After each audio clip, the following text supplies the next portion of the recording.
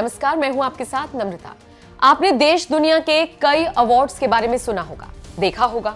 इतना ही नहीं, आप में से कई लोग अलग अलग क्षेत्र में अपने प्रतिभा के अनुसार अवार्ड पाए भी होंगे। लेकिन अगर हम आपसे पूछें, क्या आप भ्रष्ट ऑफ द ईयर अवार्ड के बारे में जानते हैं? जाहिर सी बात है, आपका जवाब ना में होगा। जिस खबर से हम आपको वाकिफ कराने जा रहे हैं, उसे देखने के बाद आप भ्रष्ट ऑफ द ईयर अवार्ड से अच्छी तरह से वाकिफ हो जाएंगे। पहले तो आप ये जान लीजिए कि भ्रष्ट ऑफ द ईयर का अवार्ड किसी और को नहीं बल्कि रूस के राष्ट्रपति व्लादिमीर पुतिन के दोस्त को मिला है।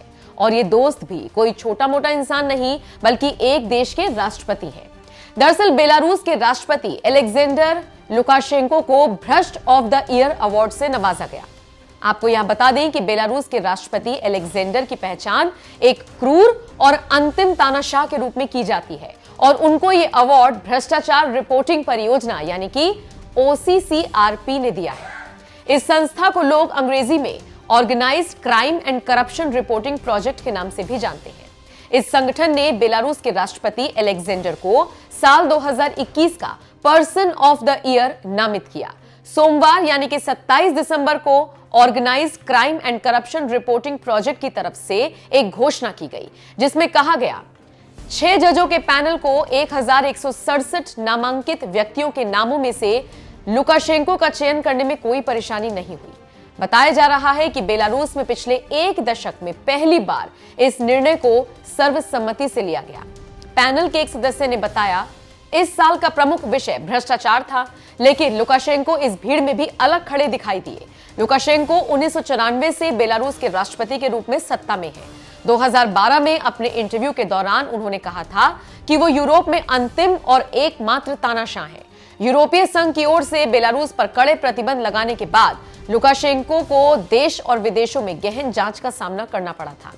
वहीं बेलारूस को लेकर बाकायदा एक रिपोर्ट में कहा गया है कि बेलारूस में आलोचकों और उनके सहयोगियों को झूठे आरोपों में गिरफ्तार किया जाता है और दोषी करार देकर सजा दी जाती है। इन लोगों में विपक्षी नेता सियातलाना सिखानोस्काया के पति सिरहेई सिखानोस्की भी शामिल है। इसके बावजूद लुकाशेंको की सरकार दुर्व्यवहार के आरोपों को खारिज करती रहती है। 22 दिसंबर को बेलारूस की एक अदालत ने 4 सरकार विरोधी प्रदर्शनकारियों को आतंकवाद और हथियारों की तस्करी के आरोप में 18 से 20 साल जेल की सजा सुनाई थी। इस पर आलोचकों ने कहा था कि उन पर यह कार्रवाई लुकाशेंको के खिलाफ आवाज उठाने का नतीजा है।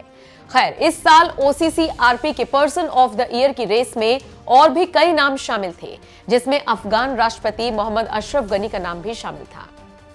चलते चलते आपको बताते चले कि लुकाशेंको का नाम पर्सन ऑफ द ईयर की एक लंबी सूची में शामिल किया गया है।